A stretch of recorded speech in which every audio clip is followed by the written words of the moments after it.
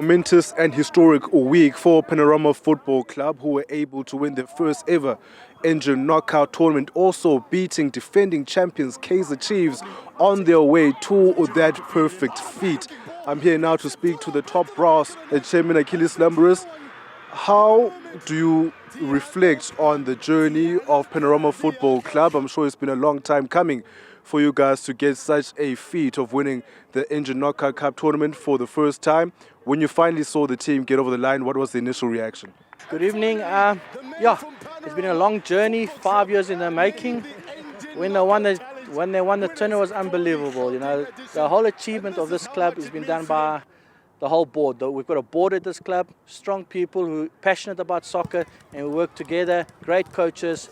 We've got all the structures from under 6 all the way to under 19, seniors, SAB. I'm proud to say when we started this thing 5 years ago, I think we were about a 400 member club. Now we're close to a 1,000 member club, so we're a community-based club. We do it for the community. We try to get players, we try to develop them. And yeah, it's worked out for us, you know. We've worked hard together. Coach Boyer, for 3-4 years, has been fighting there, knocking on the doors. We finally got over the hurdle. What does it take to have all of these young men uniformly dressed in their colors, all looking the same, looking proud to wear their colors? What does it take to bring all of this together? Look, luckily we've got good people at Panorama. You know, we have fundraising, golf days. We've got people who sponsor the club. End of the day is a paying club. There's parents who pay to play at the club. You know, all of this gets into one bundle, and we're trying to work the whole club together. You know, it's a difficult task. As I said, we're a community club, so we try to get the best coaches, the best goalkeeper coaches, technical team. We try to be like a professional club. You know, we try to be one of those PSL clubs, and hopefully one day we'll get there. You know, that's the main achievement, is to be a PSL club one day. So it's a small step, but hopefully we'll get there one day. Yeah.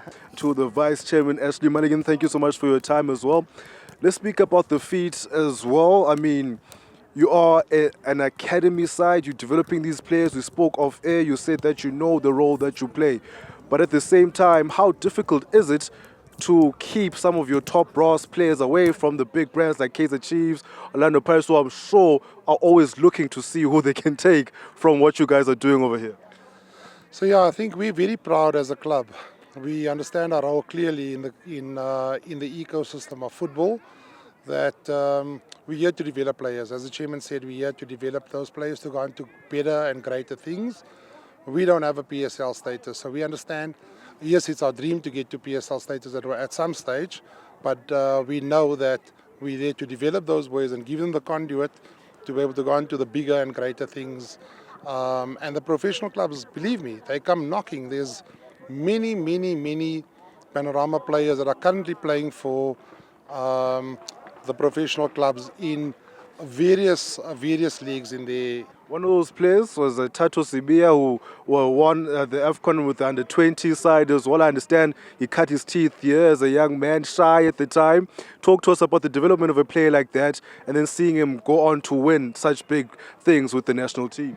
Yeah, one of my favorite players, Tato Sibia. I spent a lot of time. I actually went with him over to Germany as well. I know the boy. The boy has absolute quality, but there's not. Tato Sibaya, as good as he is, there are a multitude of Tatos that come through Panorama, and there's those boys that really give them all. They live and eat and breathe soccer, and that's what we're here for, to try and get those boys to the right level so that these bigger clubs can see them. You mentioned that there are lots of other Tato Sibias out there.